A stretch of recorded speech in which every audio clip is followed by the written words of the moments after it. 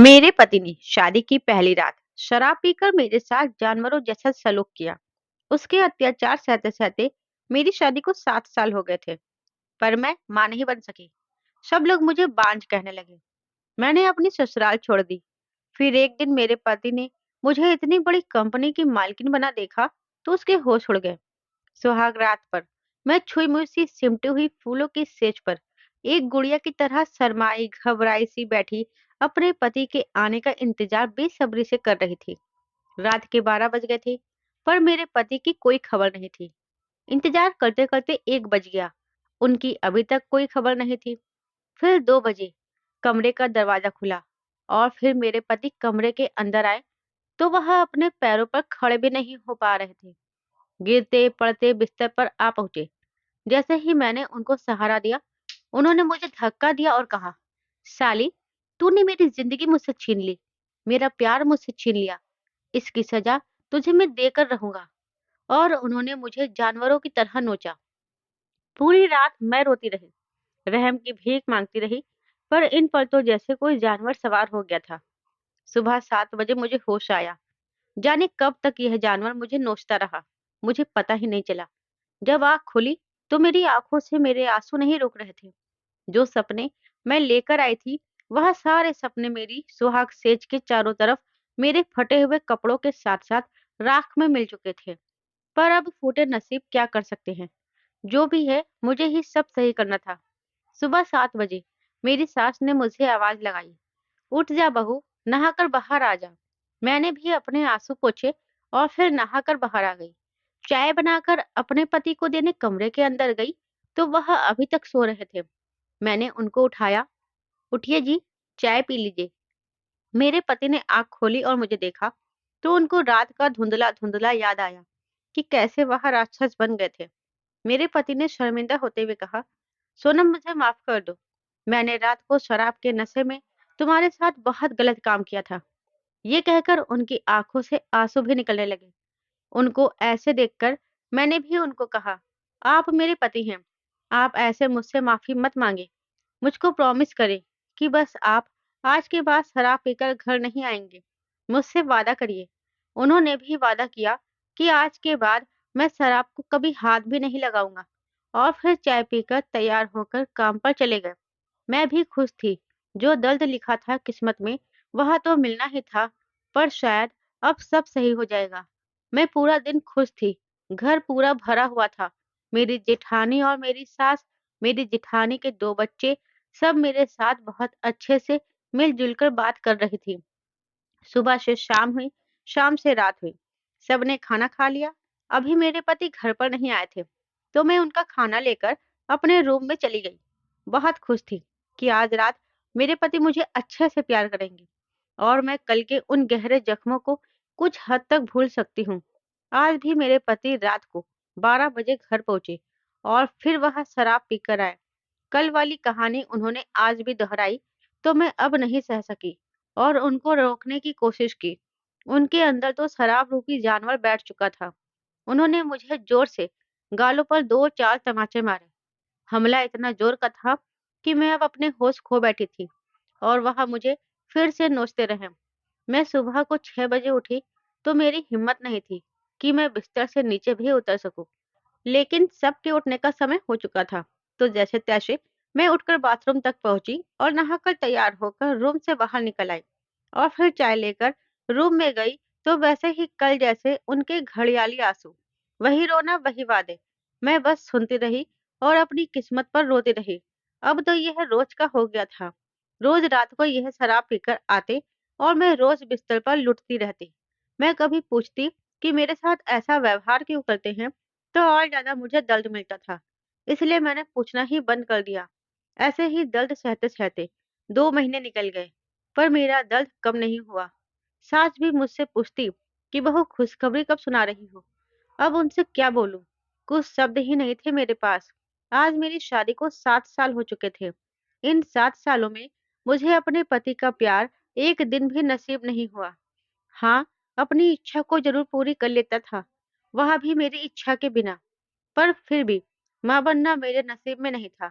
मैं अपना दर्द भी किसी से नहीं बाँट सकती थी, क्योंकि माँ-पिताजी तो बचपन में ही गुजर गए थे और एक चाचा-चाची थे, तो उन्होंने मुझे पैसे की लालच में इन कसाइयों के पास बेच दिया था।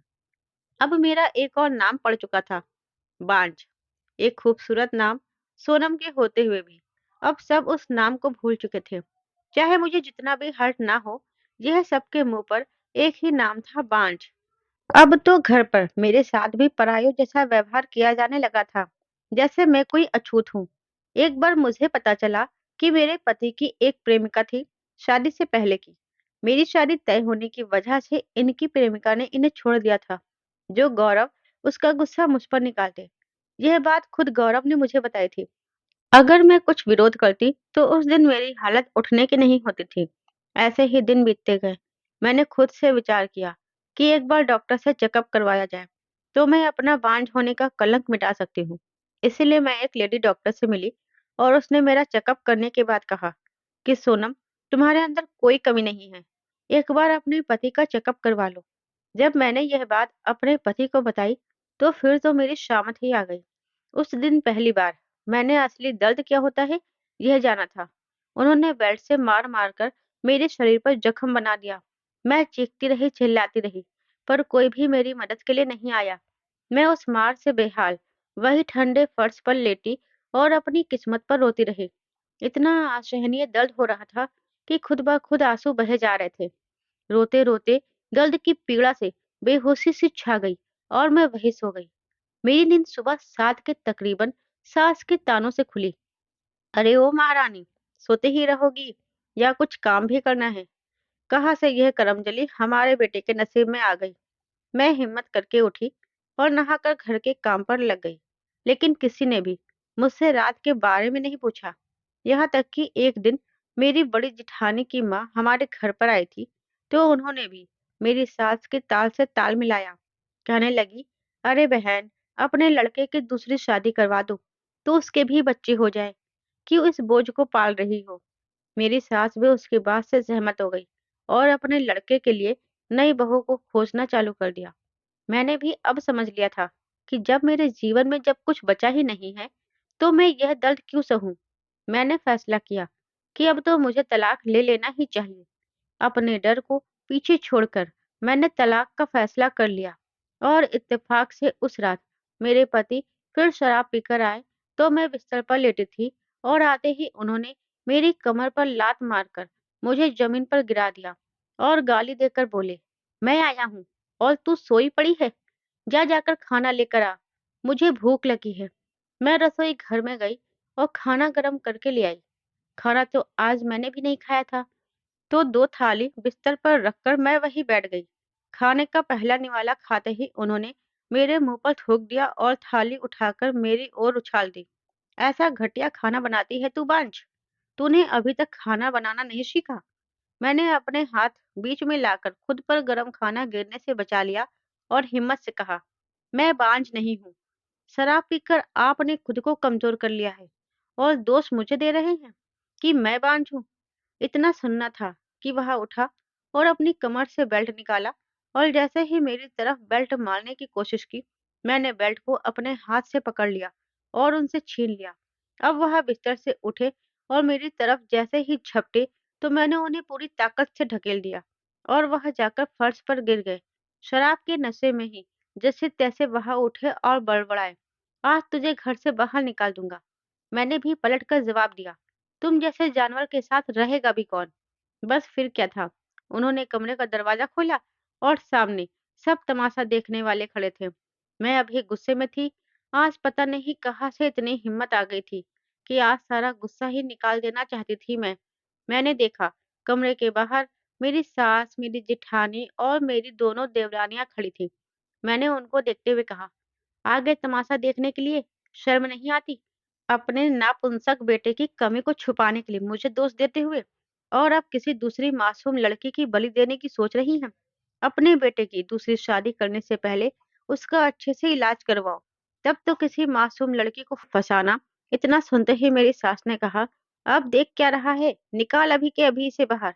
मैंने भी कह दिया, अब मुझे भी नहीं रहना इस घर से, मैं खुद ही निकल जाती हूँ यहाँ से। और रात के 10 बजे से ही घर से निकल गई। ना कोई बैग, ना कोई सामान, खाली हाथ और खाली जेब।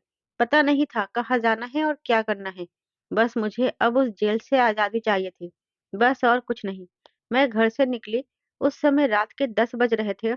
अब मुझे कोई होश नहीं था। बस चलती जा रही थी। कहाँ जाना है, क्या करना है, कुछ नहीं पता था। मैंने तो आज खाना भी नहीं खाया था, तो भूख के मारे चक्कर भी आ रहे थे। बस चलती जा रही थी, तभी सामने से एक कार मेरे ठीक सामने आकर रुकी। "ए लड़की, मरना है क्या? तुझे जो ऐसे बीच रास्ते में चल रही है?" कार का ड्राइवर चिल्लाकर बोला। मैंने जब अपने सामने रुकी कार को देखा, तो कार की रोशनी जैसे ही आंखों में पड़ी, मैं वहीं पर गिर गई और बेहोश हो गई। जब होश आया, तो खुद को एक घर के बेडरूम में बिस्तर पर पाया। आँख खुली, तो मेरे सामने एक 55 साल की खूबसूरत औरत बैठी थी, जिनका नाम बिंदु देवी था। "उठ गई बेटी?" उस औरत के मुंह से बेटी शब्द सुनकर पता नहीं क्या हुआ कि मेरे आंसू निकल गए और मैं रोने लगी। "अरे, रो तो नहीं है। अच्छा ये बताओ कि तुम रहती कहाँ हो? तुम्हारा घर कहाँ है? और तुम इतनी रात को ऐसे बीच सड़क पर क्या कर रही थी?" मैं बस हैरानी से उस रूम को और उस औरत को देखे जा रही थी। मेरी नज़र घड़ी पर गई, जिसमें रात के 1 बज रहे थे। मतलब कि मैं यहाँ पर 3 घंटे से बेहोश पड़ी थी। जब उसने देखा कि मैं कुछ बोल नहीं रही, तो वह खुद ही बोली, "मैं भी ना कैसी पागल औरत हूँ। पहले यह बताओ, कुछ खाओगी?" मुझे तो भूख तो जोरों की लगी थी, तो मैंने भी हाँ में सर हिला दिया। वह बाहर निकली और 5 मिनट बाद फिर रूम के अंदर आ गई। उनके हाथ में एक प्लेट में नमकीन और कुछ बिस्किट और केक थे। अंदर आते ही बोली, "इतनी रात हो गई है, खाना तो कुछ बचा नहीं है। अभी के लिए यही खा लो।" मैंने जल्दी से पूरी प्लेट खत्म की, बिना सर को उठाए हुए। जब मैंने खा लिया और नजरों ऊपर की, तो वह औरत मुझे ही देखे जा रही थी और मुस्कुराए जा रही थी। मैंने भी शर्मिंदगी के साथ कहा, "वह आंटी जी, आज मैंने खाना नहीं खाया था, तो भूख बहुत लगी थी।" औरत ने कहा, "और खाना है?" "नहीं आंटी जी।" "अच्छा बताओ, कहाँ से आई हो और तुम्हारे पति कहाँ हैं?" उस औरत ने सवाल किया। "आंटी जी, मेरा कोई नहीं है इस दुनिया में।" कहकर मैं चुप हो गई। "अच्छा, आराम करो, कल बात करते हैं।"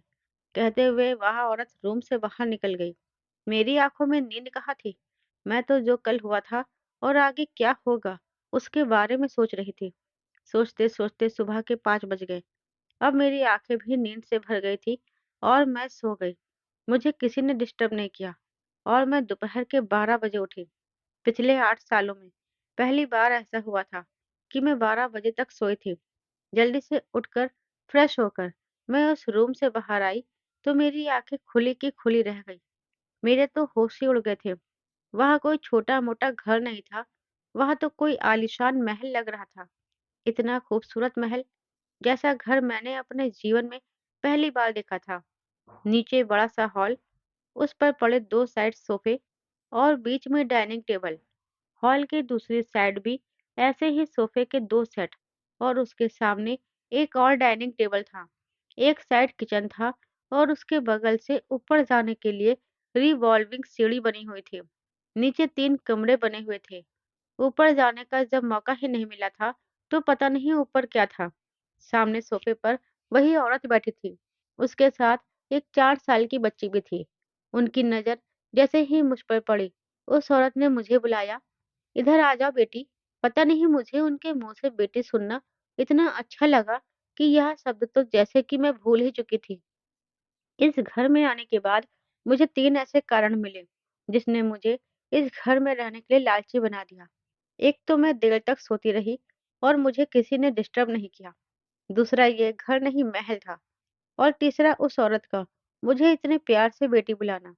मैं उनके पास जाकर बैठी, तो उन्होंने सबसे पहले किचन की तरफ आवाज़ लगाई, "शीला, चाय लेकर आना।" "दादी, यह आंटी कौन है?" उस बच्ची ने उस औरत से पूछा। "बेटा, यह आंटी इस घर की मेहमान है।" चाय पीने के बाद मैंने कहा, "अच्छा आंटी जी, मैं चलती हूँ। मुझे काम की तलाश भी करना है।" उस औरत ने मुझे एक पल देखा और पूछा, "क्या तुम अपने घर से भाग कर आई हो?" मैंने कहा, "नहीं आंटी, आप ऐसा क्यों बोल रही हो?" उन्होंने मेरे शरीर पर बेल्ट के निशान देखे तो पूछा, "फिर यह तुम्हारे शरीर पर हर जगह ये घाव और निशान कैसे पड़े हैं?" मैंने उनकी बात को काटते हुए पूछा, बेटी पिंकी की माँ नजर नहीं आ रही। पिंकी की माँ को गुजरे हुए 3 साल हो गए हैं। जब पिंकी 1 साल की थी, तो इनकी माँ अंजलि की एक कार एक्सीडेंट में मौत हो गई थी। तब से पिंकी को मैंने पाला है। कहते हुए उन्होंने फिर से वही प्रश्न दोहराया। मैं उनकी तरफ देखते हुए एकदम से उनके घुटनों पर अपना मुंह छुपाकर रोने लगी। बताओ बेटी, क्या हुआ था? उन्होंने बड़े प्यार से पूछा। मैं फिर भी हिम्मत नहीं कर पाई कुछ भी बताने की। उन्होंने फिर मेरे सिर पर हाथ रखकर बड़े प्यार से पूछा, क्या अपनी माँ को भी नहीं बताओगी? अब मेरे सब्र का बांध टूट गया, क्योंकि मेरा दुख बांटने वाला आज तक कोई भी नहीं था। तो किसको बताती? मैंने शुरू से अंत तक अपने पूरे जीवन की किताब उनके सामने खोलकर रख दी। मेरी पूरी कहानी सुनने के बाद आंटी को तो मानो यकीन ही नहीं हुआ कि कोई इतना भी जालिम कैसे हो सकता है। मेरी बात खत्म होते ही मैंने कहा, अब मुझे निकलना चाहिए। आंटी जी, उस औरत ने मुझे प्यार से बैठाया और कहा, देखो बेटी, क्या तुम पिंकी की देखभाल कर सकती हो? भगवान भी कैसे कैसे जुल्म करता है। इस मासूम को माँ का प्यार ही नसीब नहीं हुआ। मैंने भी तुरंत अपना सिर हाँ में हिलाया, क्योंकि मेरे अंदर तो वैसे भी लालच आ गया था इस घर में रहने का। ठीक है आंटी जी, मैं आज से पिंकी का पूरा ध्यान रखूंगी। मैंने पिंकी को अपने पास बुलाया। पिंकी बेटी, इधर आना। पिंकी मेरे पास आई। बेटा, मुझसे दोस्ती करोगी? पिंकी भी खुशी खुशी मेरे बगल में आकर बैठ गई और हमारी अच्छी पटने लगी थी। फिर दोपहर का खाना खिलाकर मैं पिंकी को उसके रूम में ले गई और सुला दिया। शाम को फिर पिंकी को उठाकर दूध दिया और मेरे साथ ही खेलती रही। रात को पिंकी को खाना भी खिलाया और सुलाया भी मैंने ही। दूसरे दिन सुबह मैं अपने टाइम पर 7 बजे उठी। नहाने के बाद मैंने फिर वही कपड़े पहन लिया, क्योंकि कपड़े तो थे ही नहीं मेरे पास। फिर बाहर आकर मैंने देखा कि पूरा घर खाली था, कोई भी नहीं था नीचे हॉल में। मैं किचन में गई और सामान्य होने लगी। फिर मैं अपने लिए चाय बना रही थी, तभी शीला, मेरे लिए एक मस्त चाय बना दो, बहुत थक गया हूँ। बाहर से किसी की आवाज आई तो मैंने मुड़कर देखा। एक 30 से 35 साल का लंबा चौड़ा आदमी, काले रंग का सूट और काले रंग की पैंट पहने, सोफे के पास खड़ा था। मैंने जो चाय बनाई थी जाकर उसको पकड़ा दी। वह आदमी मुझे एकटक घूरे जा रहा था। तुम कौन हो? और शीला कहाँ है? उसके इस सवाल से मैं डर गई। एक तो इतनी सुबह सुबह वह ऐसे घर के अंदर आया था, और फिर उसका यह सवाल। मैंने हिम्मत के साथ कहा, मैं पिंकी की देखभाल करने के लिए यहाँ आई हूँ। मगर आप कौन हैं? मेरे ही घर में खड़ी होकर मुझसे ही सवाल। इतनी हिम्मत हो गई तुम्हारी? मैं तुम्हारी पिंकी का पापा हूँ। मैंने आश्चर्य से उनकी ओर देखा और कहा, मुझे क्या पता आप पिंकी के पापा हैं। मैं तो यहाँ कल ही आई हूँ, और इतनी सुबह सुबह कोई ऐसे घर में घुस आएगा तो पूछना तो पड़ता है। अच्छा, ठीक है ठीक है, ये बताओ कहाँ से आई हो, और पहले कभी बच्चे पाले हैं तुमने? मैंने ना में जवाब दिया तो उनको और गुस्सा आ गया। क्या? किसने रखा है? तुमको बताओ। वह आंटी जी ने। मैंने भी डरते डरते कहा। ये माँ भी ना बिल्कुल पागल हो गई है। मैं भी उदास होकर वहां चुपचाप खड़ी थी। तो फिर उन्होंने गुस्से से कहा, अब क्या मेरे सिर पर ही खड़ी रहना? जाओ अपना काम करो। मैं उधर से किचन में ही एक टेबल पर बैठ गई। मेरी बाहर निकलने की हिम्मत नहीं हो रही थी। थोड़ी देर में आंटी की आवाज मेरे कानों में पड़ी, सोनम, उठ गई हो तो पिंकी को भी उठा दो। मैं किचन से बाहर निकली और देखा, तब तक पिंकी के पापा जा चुके थे। मैंने पिंकी को उठाया और तैयार करके नीचे लेकर आ गई। मेरे चेहरे पर उदासी देखकर आंटी ने पूछा कि क्या हुआ। मैंने उनको सुबह वाली पूरी बात बता दी, जिसे सुनकर आंटी ने कहा, मेरा बेटा अंजलि के जाने के बाद थोड़ा चिड़चिड़ा सा हो गया है। वह उससे बहुत प्यार करता था। बस कोई उसके चेहरे की वह मुस्कान वापस ला दे तो मेरे कलेजे को ठंडक मिल जाए। बहुत उदास रहता है मेरा बच्चा। मैं पूरा दिन उनके ही बारे में सोचती रही। पिंकी ने भी मेरा उदास चेहरा देखा तो पूछा, आपको क्या हुआ आंटी? मैंने कुछ नहीं कहा तो दादी ने उसको बताया कि आज आपके पापा ने आपकी आंटी को डांट दिया। रात को पिंकी के पापा घर आए तो पिंकी मेरी गोद में बैठी थी। आते ही उन्होंने पिंकी को बुलाया, मेरा बच्चा आजा, पापा के पास आजा। पिंकी ने अपने पापा को देखकर कहा, आप गंदे हो, आपने आंटी को आज क्यों डांटा? कहते हुए पिंकी मेरी तरफ होकर बैठ गई। मैंने उसको समझाया, बेटा, ये आपके पापा हैं और पापा से कभी ऐसे बात नहीं करते। गंदी बात है, चलो वापस से सॉरी बोलो। और पिंकी ने फिर अपने पापा को सॉरी बोला। पिंकी के पापा मुझे ही घूरे जा रहे थे। मैंने जल्दी से पिंकी को उठाया और उसके रूम में चली गई सुलाने के लिए। पिंकी को सुलाने के बाद मैं नीचे आई तो राजवीर जी वही सोफे पर ही बैठे मुझे घूर रहे थे। मैं उनसे नजरें बचाकर जाने लगी तो उन्होंने मुझे बुलाया और कहा, मतलब अब तुम मेरे बच्चे को मेरे खिलाफ करके मुझसे अलग करना चाहती हो। मैं तुम जैसों को अच्छे से जानता हूँ। बच्चा चोर गिरोह से हो तुम। मैं अभी पुलिस को कॉल करता हूँ, नहीं तो चली जाओ इस घर से अभी के अभी। मैं भी रोने लगी कि वह रे किस्मत, पहले बांझ, फिर तलाक और अब बच्चा चोर गिरोह। और कितने कलंक लगने बाकी है मेरी जिंदगी में। मैंने आंसुओं को किसी तरह छुपाकर कहा, साहब जी पुलिस को फोन मत लगाना, मैं अभी चली जाती हूँ इस घर से। और मैं वहीं से दरवाजे की ओर चल दी, फिर बाहर निकल गई। सभी मर्द एक जैसे होते हैं। मैं घर से निकल तो गई, पर मेरे सामने फिर वही समस्या थी कि अब मैं किस तरफ जाऊं। 2 दिन की खुशियां मेरे नसीब में आई थी। इन 7 सालों में सब मर्द एक जैसे होते हैं, निर्दयी और जालिम। उनको किसी औरत की भावनाओं की कुछ चिंता नहीं होती है। जैसा मेरा पति था वैसा ही राजवीर जी भी निकले। मैं सोचती हुई जा रही थी कि तभी मैंने देखा कि सामने 2 लड़के एक लड़के को मार रहे थे और उसके हाथ से कुछ खींच रहे थे। वह लड़का उनसे मुकाबला कर रहा था, पर उस तरफ 2 लड़के थे, तो यह लड़का कमजोर पड़ता जा रहा था। फिर भी मुकाबला जारी था। अचानक उनमें से एक लड़के ने अपनी जेब से चाकू निकाला और अकेले लड़के के पेट में चाकू मार दिया और उसका मोबाइल छीनकर भाग गए। वह अकेला लड़का वहीं पर गिर गया और उसको अब होश नहीं था कुछ भी। मैं भागकर गई और उसको उठाया और आस-पास नज़र दौड़ाई तो कोई मुझे नज़र नहीं आ रहा था। रात के 9 बज रहे थे, रोड भी खाली थी, पर कुछ तो करना ही था। यह सोचकर उस लड़के को अकेले ही घसीटते हुए ले जाने लगी। तभी वहां से 2 आदमी निकलकर जा रहे थे, तो मैंने उनसे मदद मांगी कि इस लड़के को सामने अस्पताल तक पहुंचा दीजिए। उन दोनों ने उस लड़के को हॉस्पिटल तक पहुंचाया और जल्दी से निकल गए। हॉस्पिटल में डॉक्टर ने इलाज चालू किया और पूछा, यह आपके कौन है? तो अब मैं क्या बोलती कि यह कौन है? मुझे तो कुछ भी समझ में नहीं आया कि क्या बोलूं। मैंने भी साफ साफ बता दिया कि यह मुझे सामने इसी सड़क पर बेहोश मिले थे, तो मैं इनको यहाँ लेकर आ गई। डॉक्टर ने उसका इलाज चालू किया और उसके पास से उसका विजिटिंग कार्ड निकालकर उस पर लिखे नंबर पर फोन किया और उनके घर वालों को वहां पर बुलाया। वह हॉस्पिटल तो इतना बड़ा हॉस्पिटल नहीं था, वह तो एक छोटे से घर पर बना हुआ एक नर्सिंग होम था, जिसमें 5 कमरे थे मरीजों के लिए, पर फिर भी सब सुविधा युक्त हॉस्पिटल था। रात 4 बजे कोई उस हॉस्पिटल में चिल्लाते हुए पहुंचा, डॉक्टर डॉक्टर कोई है यहाँ? उसकी आवाज उस हॉस्पिटल के अंदर गूंज उठी। मैं उस लड़के के पास ही उसके बेड पर बैठी थी। वह बाहर से आती हुई आवाज को सुन सकती थी। डॉक्टर ने जैसे ही वह आवाज सुनी, डॉक्टर उस आवाज की तरफ गए। ओहो मिस्टर यादव जी, आ गए आप? डॉक्टर मेरा भाई किधर है और उसको क्या हुआ? उसकी आवाज में भारीपन और चिंता थी। मैं समझ गई कि ये जो कोई भी है इस लड़के का भाई है। डॉक्टर ने बताया कि अब आपका भाई ठीक है और उस कमरे में है। तुरंत मैंने देखा कि कमरे का दरवाजा खुला और वह शख्स अंदर आ गया। छोटे, क्या हुआ तुझे और किसने किया?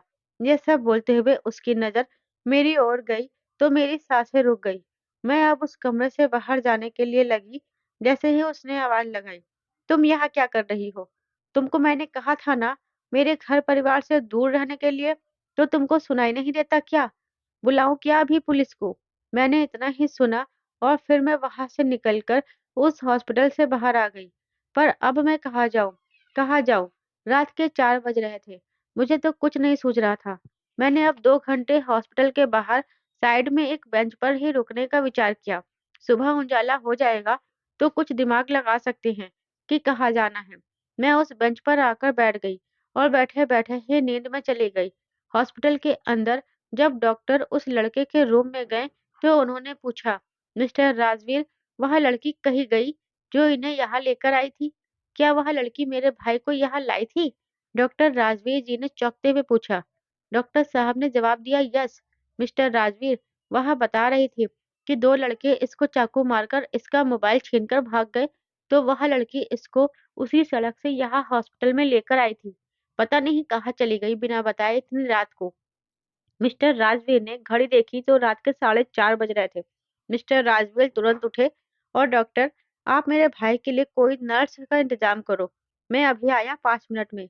कहते हुए हॉस्पिटल के बाहर आ गए और जैसे ही कार में जाने लगे तो उनको मैं वही साइड में बेंच पर सोती हुई दिखी। मिस्टर राजवीर मेरे पास आए और उठाते हुए बोले, ए लड़की सुनो। मैं आवाज सुनकर तुरंत नींद से जाग गई और देखा तो सामने मिस्टर राजवीर जी खड़े थे। मैंने हड़बड़ाते हुए उनसे कहा, साहब पुलिस को मत बुलाना, मैं सुबह होते ही यहाँ से चली जाऊंगी। रात में कहाँ जाऊं? कुछ डर सा लग रहा था। मिस्टर राजवीर ने मुझे हॉस्पिटल के अंदर बुलाया और सिर्फ इतना ही कहा, जो कुछ भी हुआ उसके लिए सॉरी। मैं गुस्से में कुछ ज्यादा ही बोल गया था। तुमने मेरे भाई की जान बचाकर मुझ पर बहुत बड़ा उपकार किया है। बोलो तुमको कितना रुपया चाहिए? मैंने कहा, साहब मैंने कोई उपकार नहीं किया, ना ही रुपयों के लिए किया है। और हाँ, आपके भाई की जगह कोई और होता तो भी मैं वही करती जो मैंने अभी किया। और मैं बच्चा चोर नहीं हूँ। साहब मेरी मजबूरी ने मुझे यहाँ पर काम करने दिया, नहीं तो मैं भी पढ़ी लिखी बीएससी एमएससी पास स्टूडेंट हूँ, कुछ भी काम कर सकती हूँ। मिस्टर राजवीर शर्मिंदा थे। उन्होंने दोबारा भी माफी मांगी और कहा, मैं बहुत जल्दी गुस्सा हो जाता हूँ, मुझे माफ कर दो। और जो कुछ भी हुआ वह माँ को मत बताना, प्लीज। मैंने भी कहा, नहीं बताऊंगी। और बात करते करते सुबह के 6 बज गए थे। उजाला पूरी तरह से हो चुका था। तो मैंने उनसे कहा, अब आप घर जाइए, मैं यहाँ पर हूँ, पक्का तुम संभाल लोगी? उन्होंने सवालिया तरीके से पूछा। मैंने कहा, हाँ, मैं यही हूँ, आप जाइए, नहीं तो आंटी चिंता करेंगी आपकी। मिस्टर राजवीर वहां से चले गए और मैं अब उनके भाई के पास आकर बैठ गई। सुबह के 9 बजे राजवीर जी और उनकी माताजी हॉस्पिटल में आई और रोहन को देखने उस कमरे में आई। हॉस्पिटल का रूम बहुत छोटा था, उसमें सब तो आ नहीं सकते थे, तो आंटी को उस रूम में छोड़कर मैं और राजवीर जी बाहर चले गए। बाहर जाते ही राजवीर जी ने पहली बार बड़े प्यार से मेरा नाम पुकारा, सोनम जी। मैंने चौंक कर उनकी तरफ देखा तो राजवीर जी ने कहा, मुझे आपके बारे में कुछ नहीं पता था, इसलिए मैं इतना सब कुछ बोल गया आपसे। अभी सुबह मुझे माँ ने आपके बारे में सब बताया, तो मुझे लगा कि मैं गलत था। मैंने भी उनकी तरफ देखते हुए कहा, मुझे इसकी आदत है, मैं ऐसी बातें हर रोज सुनती थी, यह मेरे लिए कोई नई बात नहीं है। मैं बस पुलिस वाली बात से डर गई थी, क्योंकि मेरे ऊपर तो 3 कलंक पहले ही लग चुके थे। फिर अगर पुलिस ले जाती तो फिर बांझ, तलाक, बच्चा चोर के बाद हवालात में भी रहने का कलंक लग जाता। मिस्टर राजवीर ने अपनी गलती महसूस की और कहा, अच्छा तो बताइए, इसके लिए आप मुझे क्या सजा देना पसंद करेंगी? मैं यह शब्द पहली बार सुन रही थी कि कोई मर्द मेरे सामने अपनी गलती मानकर सजा के लिए बोल रहा था। मैंने कहा, ऐसा नहीं है, मैं किसी को कोई सजा नहीं देने वाली हूँ। वैसे भी सब मर्द एक जैसे होते हैं। आज बोल रहे हैं आप, कल फिर उससे दो दो गुना दर्द मुझको ही मिलेगा। राजवीर जी ने कहा, सोनम जी, मैं इतना भी बुरा नहीं हूँ। तो वह तो अंजलि के जाने के बाद मेरी जिंदगी में अब कुछ बचा नहीं, तो मैं ऐसा बन गया था। आपसे वादा करता हूँ, आज के बारे में कभी भी किसी बात पर गुस्सा नहीं करूंगा। बस आप मेरी बेटी को संभाल लो। मैंने भी कहा, आप पिंकी की चिंता मत करिए, मैं उसको कभी भी माँ की कमी महसूस नहीं होने दूंगी। जब तक राजवीर जी की माँ भी बाहर आ जाती है और राजवीर जी ने कहा, माँ मुझे ऑफिस के लिए लेट हो रहा है, मैं निकलता हूँ। रुक, इसको भी ले जा साथ में, घर छोड़ देना, रात भर की जागी है तो आराम कर लेगी। आंटी जी ने राजवीर से कहा। मैंने ही मना कर दिया, पर आंटी ने मुझे जबरदस्ती घर भेज दिया। मुझको घर छोड़ने के बाद राजवीर जी अपने ऑफिस चले गए और मैंने एक अच्छी नींद ली। शाम को उठने के बाद पिंकी के साथ बैठी थी तो पिंकी ने कहा, आंटी आपके कपड़े कितने गंदे हैं, जाओ अभी इनको बदल कर आओ। मैंने भी मासूमियत के साथ कहा, पर आपकी आंटी के पास तो कपड़े ही नहीं हैं। पिंकी उठी और मेरे साथ ऊपर चलकर राजवीर जी के रूम से अपनी माँ की साड़ी दी और कहा, जाइए, इसको भी पहन कर आइए जल्दी से। मैंने भी देखा मेरे कपड़ों पर खून के निशान लगे हुए थे, तो मैंने भी जल्दी से साड़ी लिया और चेंज करके आ गई। अब आप अच्छी लग रही हो आंटी, कहते हुए पिंकी फिर से मेरे पास आ गई। रात को जब राजवीर जी घर पहुंचे तो मैं पिंकी को खाना खिला रही थी। राजवीर जी आते ही गुस्से में, तुम्हारी हिम्मत कैसे हुई यह साड़ी पहनने की? किसने दी तुमको यह साड़ी? कहते हुए राजवीर बिल्कुल लाल पीले हो गए। पिंकी ने डरते डरते कहा, पापा यह साड़ी आंटी को मैंने दी है। राजवीर जी ने पिंकी को एक थप्पड़ लगाया और मुझसे बोले, जाओ अभी के अभी यह साड़ी उतार कर आओ, और अपने रूम में चले गए। मैंने पिंकी को चुप कराया और उसके उसके कमरे में सुलाकर साड़ी बदलकर राजवीर जी के रूम में गई और साड़ी वापस उनको दे दी और कहा, आपको बच्चे पर हाथ नहीं उठाना चाहिए था। आपने बहुत गलत किया है, और बोलकर वापस आ गए। सुबह उठी तो घड़ी की तरफ देखा, 7 बज रहे थे। जल्दी से उठी, रूम से बाहर आई, देखा तो फिर से सन्नाटा था। मैंने अपने लिए चाय बनाई और पीने के बाद किचन से बाहर आकर डाइनिंग टेबल पर बैठी थी। देखा तो सामने राजवीर भी तैयार होकर खड़े थे। मैंने पूछा, कहाँ जा रहे हैं सुबह सुबह? राजवीर जी बोले कि हॉस्पिटल जा रहा हूँ। मैं भी उनके साथ हॉस्पिटल चली गई। राजवीर जी ने आंटी को घर भेज दिया और हम दोनों वहां पर थे। तब राजवीर जी ने कहा, कल रात के लिए सॉरी। मुझे भी अपनी सुहागरात वाली बात याद आ गई, तो मैंने भी कहा, राजवीर जी एक बात बोलूं, बुरा मत मानिएगा। राजवीर जी ने कहा, जी बोलिए। तो मैंने उनसे कहा, मेरे पति ने सुहाग रात वाले दिन मेरे साथ जानवरों जैसा व्यवहार किया और फिर दूसरे दिन सुबह को मुझे सॉरी बोला। पर दूसरे दिन भी उन्होंने मेरे साथ वैसा ही किया और तीसरे दिन फिर उन्होंने मुझको सॉरी बोला। उसके बाद उनका यह सब रोज का हो गया था। मेरी बात को आप समझ रहे होंगे। उन्होंने मुझसे फिर वादा किया, तो मैंने कहा, वादा नहीं, करके दिखाइए। उन्होंने भी कहा, ठीक है, मैं बदल कर दिखाऊंगा आपको। मुझे खुशी होगी आपके बदलने से, और मैं यह अपने लिए नहीं कर रही हूँ, ये मैं आपके लिए कर रही हूँ। मुझे क्या फर्क पड़ेगा? आप आज छोटे जानवर हैं, कल बड़े जानवर बन जाइए, मेरा क्या जाए। राजवीर जी ने मेरी बात को समझ लिया और सर झुकाकर बाहर चले गए। सुबह 10 बजे आंटी जी हॉस्पिटल लाई और हमें फिर से घर भेज दिया। घर पहुंचकर मैंने पिंकी को उठाया और नीचे लेकर आई, फिर दूध गर्म करके दिया। राजवीर जी सामने बैठकर नाश्ता कर रहे थे। उन्होंने पिंकी से बात करनी चाही, तो पिंकी दूध खत्म करके वहां से उठकर भाग गई और जाते जाते बोली, आप गंदे हो, मैं आपसे कभी बात नहीं करूंगी। मैंने राजवीर जी से बोला, आप जाइए, मैं उसको समझा दूंगी। राजवीर जी ऑफिस के लिए चले गए। मैं पिंकी के रूम में गई तो वह बिस्तर पर उदास बैठी थी। क्या हुआ हमारी पिंकी को? बोलते हुए मैं उसके बिस्तर पर पहुंची। पापा गंदे हैं, मैं उनसे कभी बात नहीं करूंगी। आंटी आप भी मत करना, मैंने उसको समझाया। ऐसा नहीं बोलते हैं बेटा, अगर हम गलत काम करते हैं तो भगवान जी हमें सजा देते हैं, और हमारे मम्मी पापा हमारे भगवान जी हैं। तो अगर हम गलती करते हैं तो हमें सजा देने का हक हमारे मम्मी पापा को है। तो कभी भी भगवान जी से गुस्सा नहीं होते हैं। अच्छा, अगर गलती हो जाए तो फिर क्या करते हैं? पिंकी ने अपनी मासूम जुबान से पूछा। मैंने भी उसे वैसे ही जवाब दिया। अगर हमने गलती की है तो हमें सॉरी बोलना चाहिए। आपने गलती की थी तो आप पापा को सॉरी बोलो। पिंकी को अपनी गलती का एहसास था, तो उसने कहा, मैं पापा को सॉरी बोलूंगी जब वह वापस आएंगे। और हम दोनों मस्ती करने लगे। शाम को आज जल्दी ही राजवीर जी ऑफिस से आ गए और नीचे ही सोफे पर बैठे थे। शीला ने उनको पानी दिया और पिंकी मेरे साथ मेरे कमरे से बाहर आई, तो अपने पापा को देखकर उनके पास गई। पापा सॉरी, आगे से कभी गलती नहीं करूंगी। राजवीर जी ने पिंकी को अपनी गोद में बैठा लिया और उन्होंने भी पिंकी को सॉरी कहा और मेरी तरफ देखते हुए थैंक्स कहा और कहा, जल्दी से तैयार हो जाओ, हम अभी घूमने चलते हैं। पिंकी ने कहा, पापा आंटी के पास तो कपड़े ही नहीं है, तो वह क्या पहनेंगी? तुम मेरे कमरे में जाओ, जो कपड़े पसंद हो वह पहन लेना और जल्दी से तैयार होकर आओ। हम दोनों खुश हो गए। मैंने बिंदु जी से जाने की इजाज़त मांगी, तो उन्होंने खुशी-खुशी मुझे जाने की इजाज़त दे दी, क्योंकि बहुत दिनों के बाद उन्होंने अपने बेटे में थोड़ा-सा बदलाव देखा था। मैं अपनी ज़िंदगी में पहली बार कहीं किसी के साथ घूमने जा रही थी। जाते-जाते राजवीर जी ने पीछे से आवाज़ लगाई, रेड कलर मेरा फेवरेट है। उस समय तो मैंने उनकी बात पर ध्यान नहीं दिया, पर जब उनके रूम में गई तो देखा कि उनकी खिड़कियों के पर्दे रेड थे, उनके रूम में सोफा भी रेड था। मैं तभी कुछ नहीं समझी, पर जब मैंने अलमारी खोली तो उसमें लगभग सभी साड़ियाँ रेड कलर की थीं, कुछ साड़ियाँ अलग कलर की भी थी। तब मैं उनकी बात का मतलब समझ गई। क्या ये किसी नए रिश्ते की शुरुआत है? मेरे मन में कई सवाल उठे, पर उनको दबा दिया और एक डार्क लाल कलर की साड़ी पहनकर तैयार होकर बाहर आ गई। हम घर से निकले तो पिंकी को पार्क घुमाया, फिर पिंकी के लिए कुछ कपड़े खरीदे और उसी मॉल में हमने खाना खाया और रात को घर आ गई।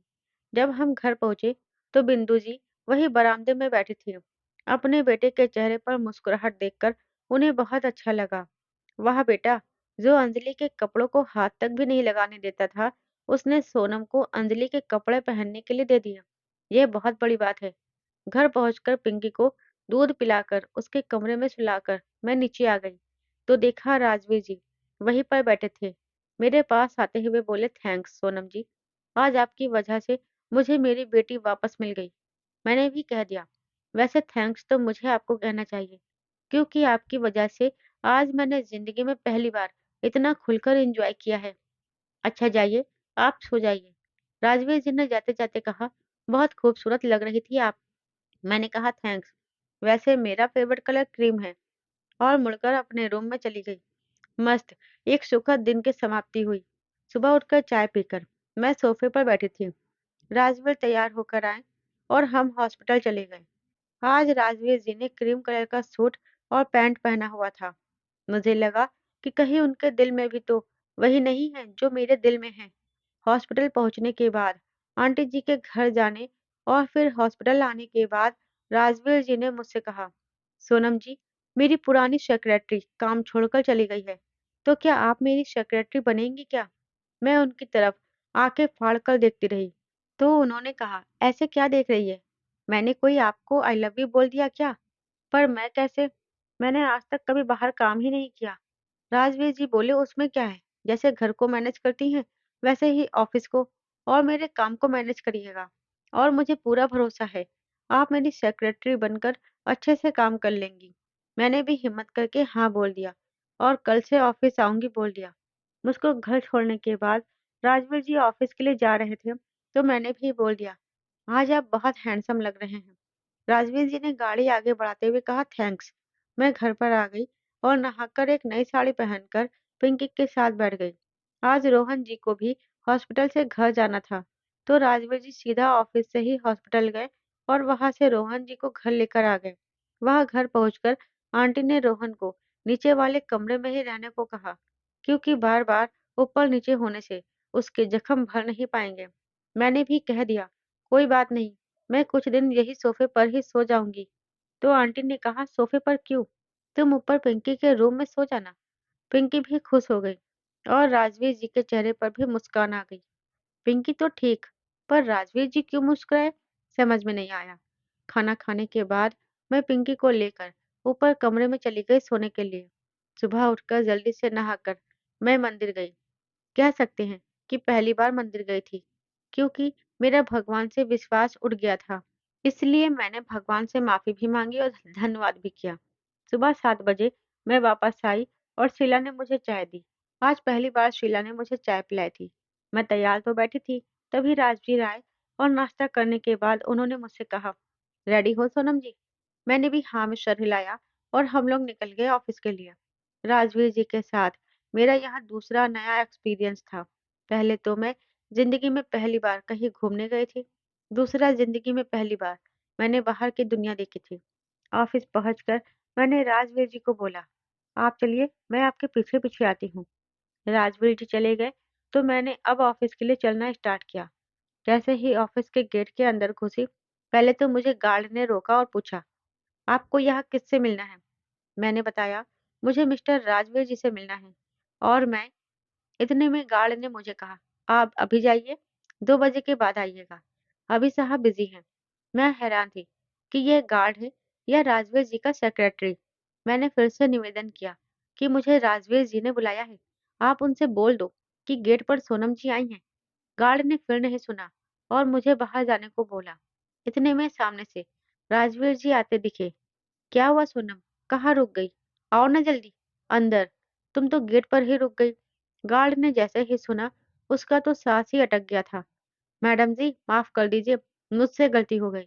साहब से शिकायत मत करिएगा, मेरी नौकरी चली जाएगी। गार्ड ने गेट खोला और मैं अंदर आई।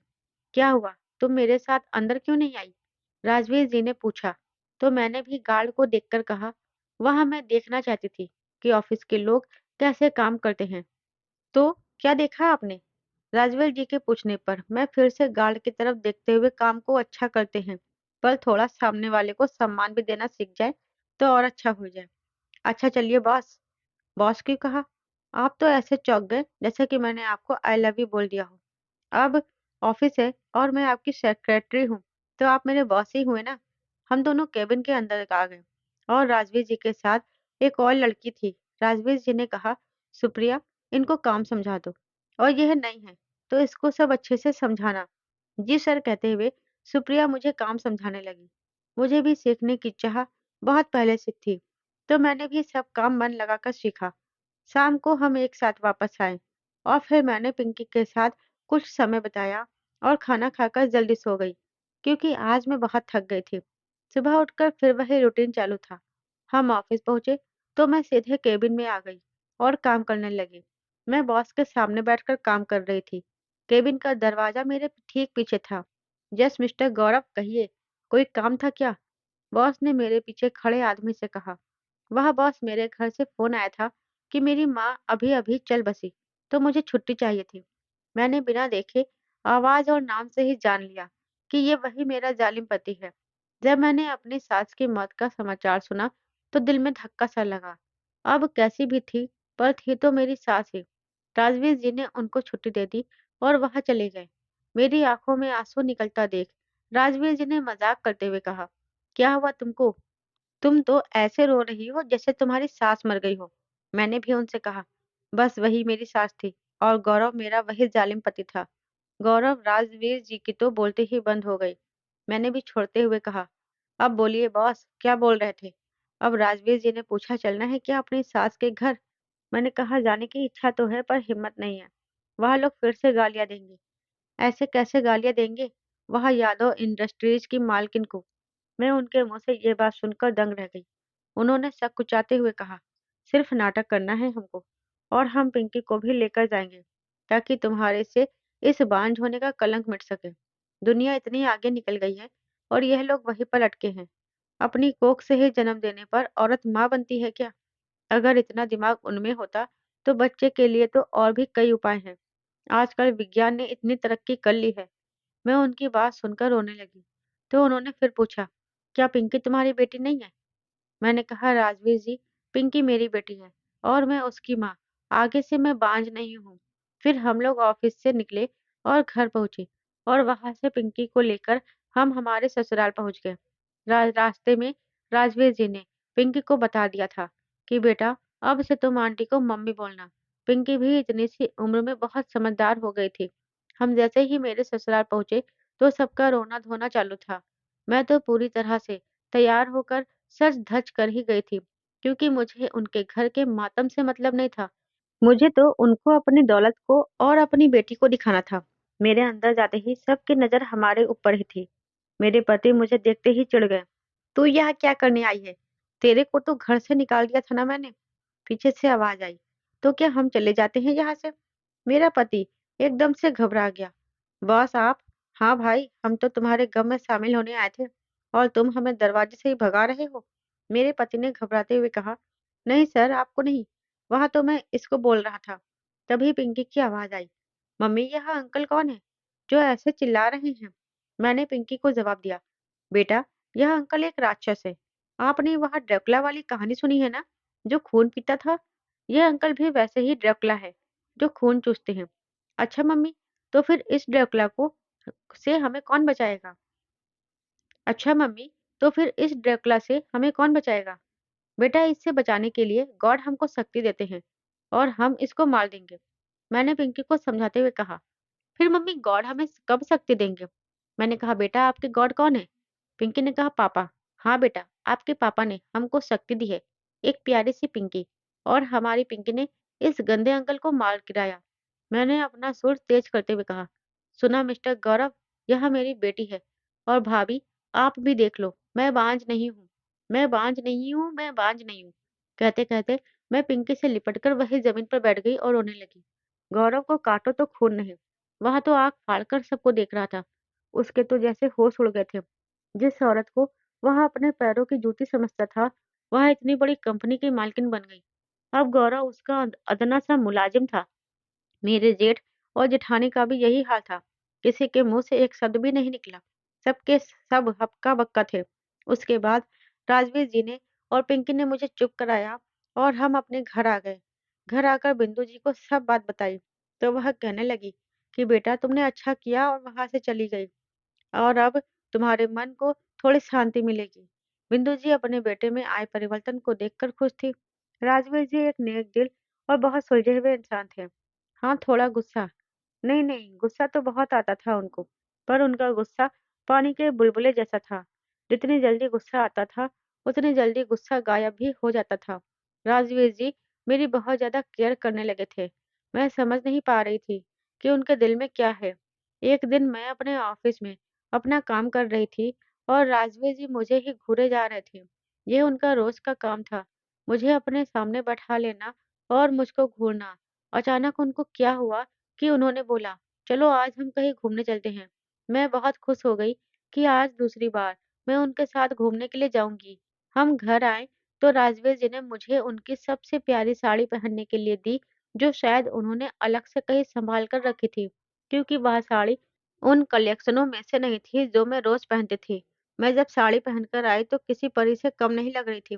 मैंने पिंकी को भी तैयार किया और हम लोग निकल गए घूमने के लिए। हम पहले पिंकी को घुमाने वाटर पार्क गए, उसके बाद हमने 6 से 9 मूवी का शो देखा, फिर एक बढ़िया से रेस्टोरेंट में खाना खाकर घर वापस आ गए। घर आते-आते पिंकी कार में ही मेरी गोदी में सो चुकी थी। हम बहुत खुश थे। आज हमने खूब मस्ती की थी। खाना तो हम बाहर से खाकर ही आए थे। बिंदु देवी जी हमारे आने का इंतजार कर रही थी। राजवीर जी मुझसे हंसकर बातें कर रहे थे। आज उनको अपने बेटे को हंसता हुआ देखकर बहुत अच्छा लग रहा था। अंजलि के जाने के बाद उन्होंने राजवीर को आज पहली बार हंसते हुए देखा था। थोड़ी देर में बिंदु जी सोने के लिए चली गई और मैं पिंकी को लेकर वही सोफे पर राजवीर के साथ बैठी थी। रात के 11 बज चुके थे। राजवीर जी ने बताया कि यह साड़ी जो तुमको मैंने दी है, यह साड़ी मैंने अंजलि के लिए खरीदी थी, पर जिस दिन अंजलि को यह साड़ी गिफ्ट करना था, उस दिन उसका एक्सीडेंट हो गया था और वह हम सबको छोड़कर चली गई थी। मैंने पूछा, फिर आपने मुझे यह साड़ी क्यों पहनने के लिए दी? तो राजवीर जी ने कहा, क्योंकि मैं तुमको पसंद करने लगा हूँ। मैंने उनकी बातों का कोई जवाब नहीं दिया, पर मुझे उनको जवाब देना था। यह मैंने गलती कर दी, क्योंकि उनको जवाब ना देने की वजह से बात और आगे बढ़ी। मैं पिंकी को लेकर उसके कमरे में सोने के लिए चली गई। थोड़ी देर में ही राजवीर जी मेरे रूम में मतलब पिंकी के रूम में आ गए। मैं तो हड़बड़ाकर उठ बैठी। राजवीर जी आप यहाँ क्या कर रहे हैं? राजवीर जी ने मेरे होठों पर उंगली रखी और धीरे से कहा, चुप, शोर मत मचाओ, नहीं तो पिंकी जाग जाएगी। मैंने कहा, वहाँ तो सब ठीक है, पर आप इतनी रात को यहाँ क्या कर रहे हैं? जाइए अपने कमरे में। मुझे एक अनजाना सा डर सता रहा था। राजवीर जी ने मुझे अपनी बाहों में उठाया और कहा, मैं पिंकी की मम्मी से प्यार करना चाहता हूँ। मैंने उनको रोकते हुए कहा, यह गलत है राजवीर जी, मुझे छोड़ दीजिए, प्लीज। पर उनके अंदर तो जानवर जाग चुका था। मैं ज़्यादा चिल्ला भी नहीं सकती थी, क्योंकि इससे राजवीर जी को तो कोई फ़र्क नहीं पड़ता, पर मैं बदनाम हो जाती। राजवीर जी मुझे अपने कमरे में ले गए और एक बार फिर मुझे मेरा पति अपने आज में नज़र आया था। मैं आज भी पूरी रात नहीं सोई थी। सुबह होने को थी। मैंने घड़ी देखी तो 6 बज चुके थे। मैं उठी और जाकर पिंकी के रूम में सो गई। राजवीर जी ऑफिस जाने वाले थे, तो उन्होंने मुझे आवाज़ लगाई, तो पिंकी ने बताया कि मम्मी को बहुत तेज बुखार है। राजवीर जी ने तुरंत डॉक्टर को बुलाया और मेरा इलाज करवाया। पिंकी मेरे पास ही बैठी थी। उस दिन राजवीर जी भी अपने ऑफिस नहीं गए थे। मैं राजवीर जी से कोई बात नहीं करना चाहती थी, पर राजवीर जी ने पिंकी को दादी के पास भेज दिया और मुझसे बोले, सोनम जी मुझे माफ कर दीजिए। पता नहीं कल यह सब कैसे हो गया। मैं खुद को रोक नहीं पाया। मुझे अंजलि की बहुत याद आ रही थी। मैंने आपको अंजलि समझकर वह सब कर दिया। मैं भी गुस्से में थी, तो मैं भी नहीं चुप रह पाई। राजवीर जी, आप भी मेरे पति जैसे ही निकले, जिस्म के भूखे। आपको मैंने क्या समझा और अब क्या से निकले? आपको यही सब करना था, तो एक बार मेरे से बोल दिया होता। मैं तो वैसे भी आपके एहसान के नीचे दबी हुई थी। आप जो चाहते मेरे साथ मैं करने देती। आपको ऐसे ज़बरदस्ती करने की कोई ज़रूरत ही नहीं थी। उसके बाद राजवीर जी वहाँ से उठकर चले गए। मैंने भी जो हुआ उसको भूलकर वापस अपने काम पर लग गई। पर अब राजवीर जी को देखकर वह खुशी, वह उत्साह नहीं थी मेरे अंदर। धीरे-धीरे सब नॉर्मल हो गया। घर से ऑफिस, ऑफिस से घर, फिर पिंकी के साथ खेलना। कुछ ही समय बाद मुझे पता चला मैं प्रेग्नेंट हूँ। मेरे ऊपर तो पहाड़ टूट पड़ा। पति साथ होता तो यह मेरे लिए बहुत खुशी की बात है। लेकिन अब जब मैं अकेली हूँ, तो यह बच्चा मेरे लिए एक और कलंक लेकर आने वाला था। एक कलंक मिटाने के लिए दूसरा कलंक। मैंने थोड़ी हिम्मत से काम लिया और राजवीर जी के पास गई और उनको यह बात बताई।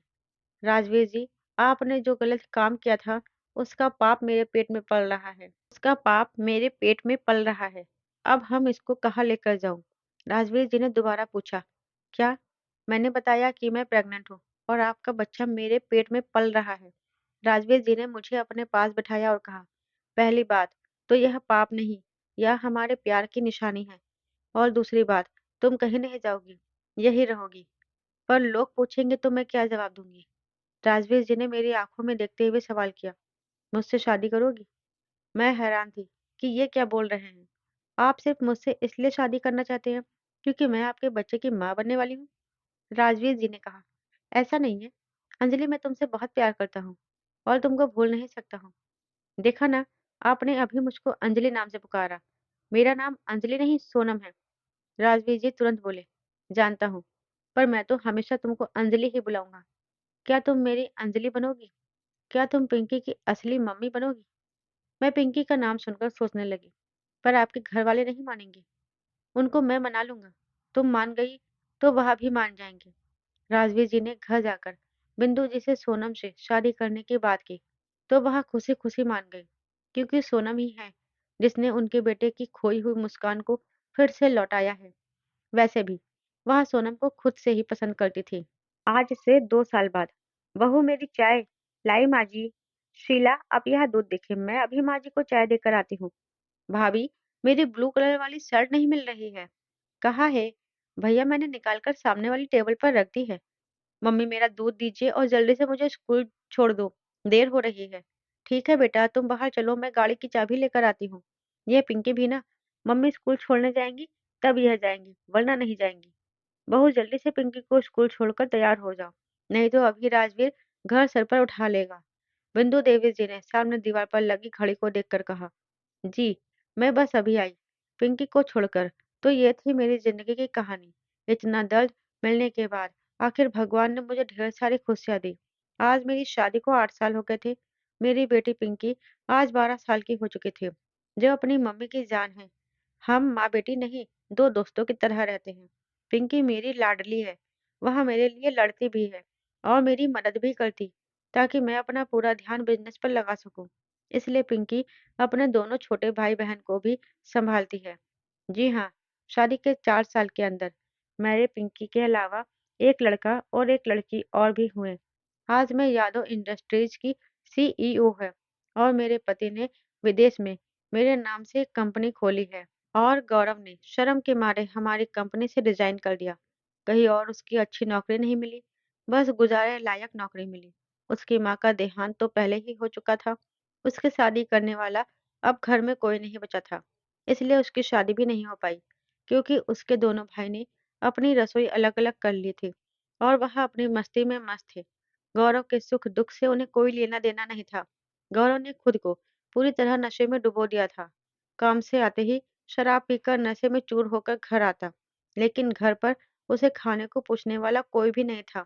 धीरे धीरे उसकी सेहत बिगड़ती गई और वह भी बीमार रहने लगा। और एक दिन उसकी दोनों किडनी फेल हो गई और वह सही इलाज न मिलने के कारण तड़प तड़प कर मर गया। इधर सोनम एक खुशहाल जीवन जीने लगी। गौरव जैसे लोग जो अपनी पत्नियों के साथ जानवरों जैसा व्यवहार करते हैं और पत्नियों को मजबूर होकर उनका अत्याचार सहना पड़ता है, उन लोगों को अगर आपको सजा देने का हक मिल जाए, तो आप क्या सजा देना चाहेंगे? हमें कमेंट करके ज़रूर बताइएगा। दोस्तों, उम्मीद है आपको मेरी कहानी पसंद आई होगी। कहानी पसंद आई है तो वीडियो को लाइक और शेयर करें। चैनल पर नए हैं तो चैनल को सब्सक्राइब ज़रूर करें और बेल आइकन को प्रेस करें, जिससे वीडियो की अगली अपडेट सबसे पहले आपको मिले।